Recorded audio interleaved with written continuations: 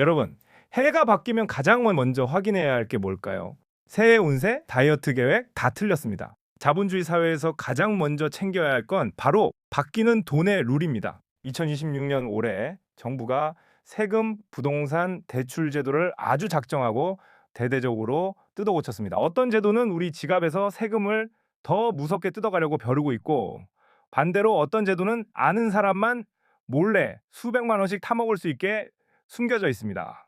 아유, 나는 돈도 별로 없는데 나랑 상관없는 이야기 아니야? 절대 아닙니다. 월세 사시는 분들, 주말 부부, 주식으로 배당금 받으시는 분들, 심지어 청약 통장 하나 달랑 들고 계신 분들까지 오늘 영상 안 보시면 생돈 날리는 겁니다.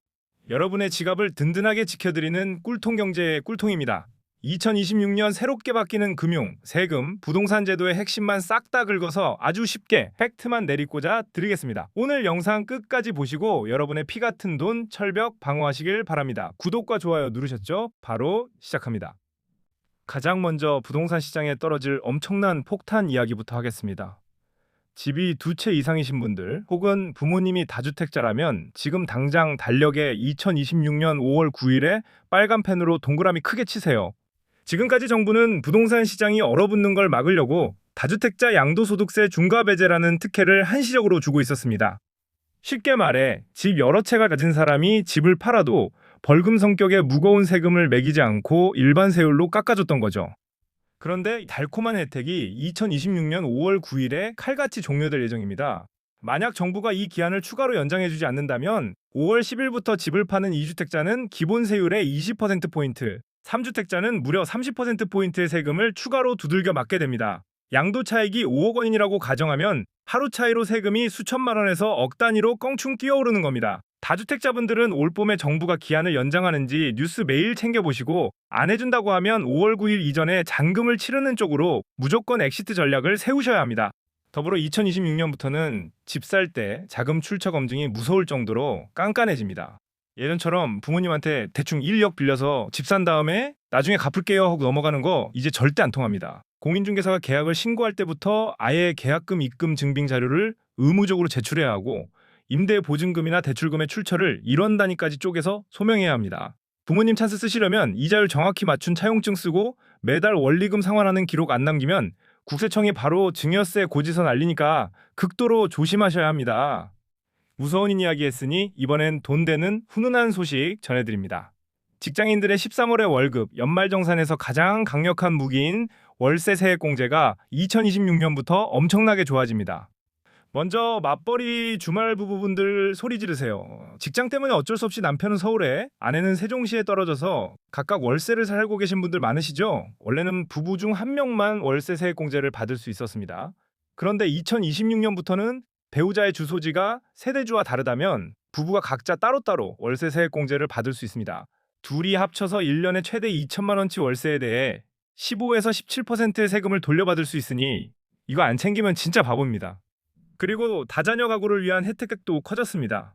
원래 월세 세액공제는 국민 평수 이하의 작은 집에서 살 때만 혜택을 줬습니다. 하지만 2026년부터 3자녀 이상 가구는 지역 상관없이 100제곱미터, 즉 30평대 이하의 넉넉한 집에 월세로 살아도 세액공제를 100% 받을 수 있게 면적 기준이 확 넓어졌습니다.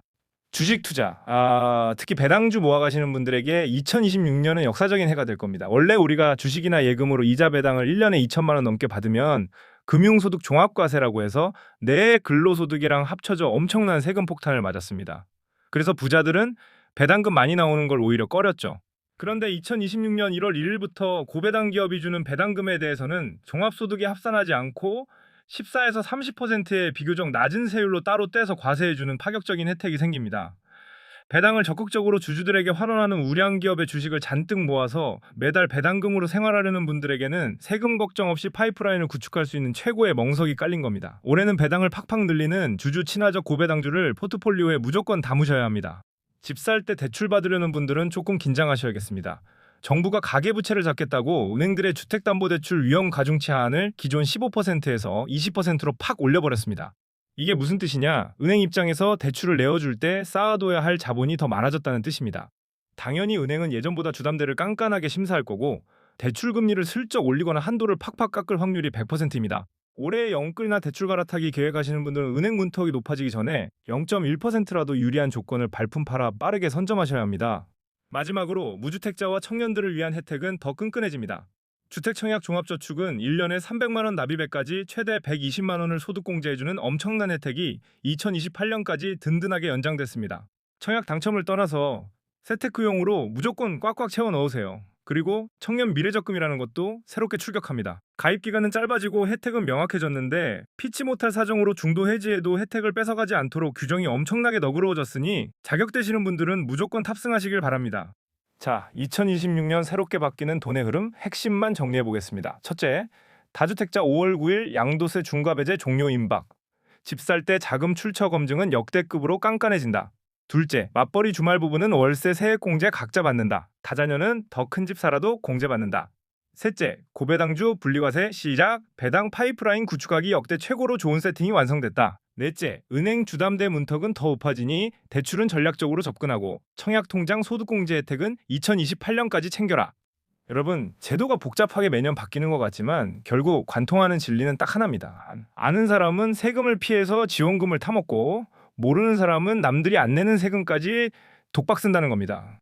오늘 꿀통경제가 짚어드린 내용 중에서 여러분 상황에 딱 맞는 제도가 있다면 지금 바로 스마트폰 캘린더에 일정 등록해 두시고 홈택스나 은행 앱 들어가서 직접 챙기셔야 합니다. 내 돈은 나라가 은행이 알아서 지켜주지 않습니다. 오직 나 자신만이 지킬 수 있습니다.